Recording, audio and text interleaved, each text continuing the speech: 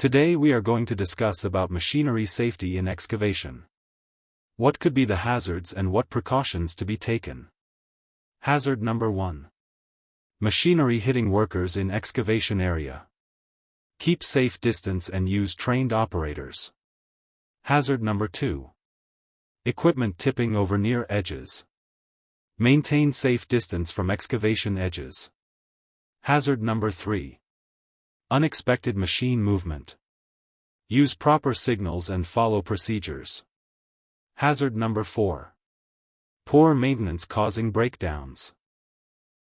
Inspect and service machinery regularly. Hazard number 5. Limited visibility for operators. Use spotters and ensure clear view.